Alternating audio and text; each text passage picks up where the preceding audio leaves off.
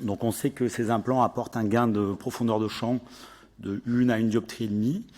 On pressent donc l'intérêt de l'utilisation de ces implants en monovision, avec une réduction de l'anisométropie, meilleure neuroadaptation avec une zone de fusion en vision intermédiaire qui est plus marquée, une meilleure vision de près avec l'extension de la profondeur de champ sur l'œil dominé. Les 3 implants dont je vous rapporte les résultats sont les Rewan EMV de chez Rainer, qui est des aberrations positives, le Zoé, distribué par Opta France et fabriqué par Eyebright, et l'implant iHance de Johnson & Johnson. Je n'ai pas de conflit d'intérêt. Donc c'est une étude rétrospective avec un contrôle à 1 mois post-opératoire, une mesure de l'acuité visuelle de loin, intermédiaire à 70 cm et de près à 33 cm. J'insiste sur ce point puisque 33 cm, ça a tendance à sous-évaluer un peu les résultats en vision de près qui habituellement sont plutôt faits à 40 cm. Donc c'est une critique qu'on peut faire un peu sur la présentation des résultats. Il y a une courbe de défocalisation qui a été faite pour le groupe EMV et Zoé et un questionnaire de satisfaction pour ces 2 groupes-là aussi. Donc pour les 3 groupes, on a visé une mini-monovision, c'est-à-dire une monovision, une anisométropie inférieure à 1 dioptrie. À noter que pour le groupe Zoé, cette monovision est un peu moins marquée avec une bascule à 0,60 alors qu'elle s'approche plutôt de 0,9 dans les 2 autres groupes.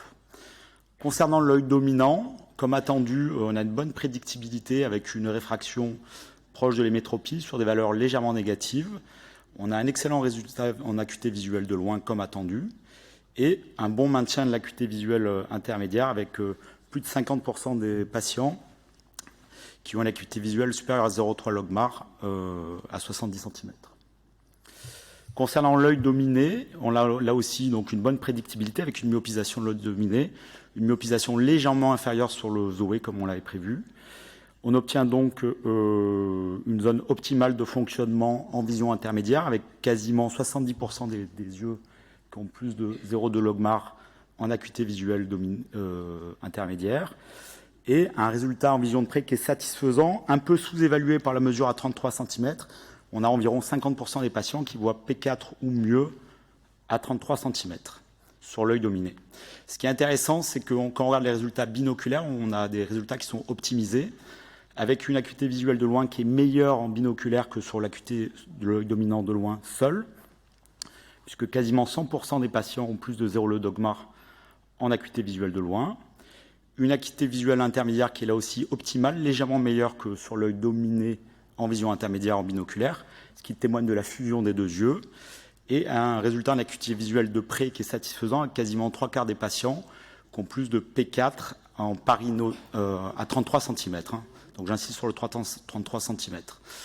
Quand on s'intéresse à la courbe de défocalisation, vous voyez à gauche la courbe de défocalisation des yeux dominants de loin centrée sur la réfraction cible de loin, et à droite, la courbe de défocalisation de l'œil dominé, centrée sur la réfraction cible de près.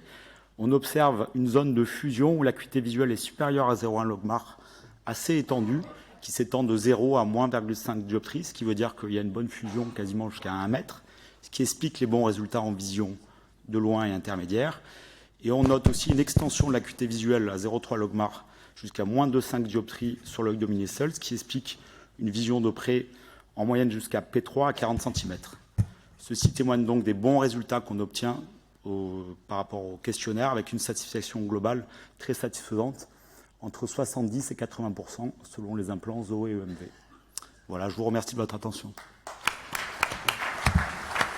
Merci beaucoup.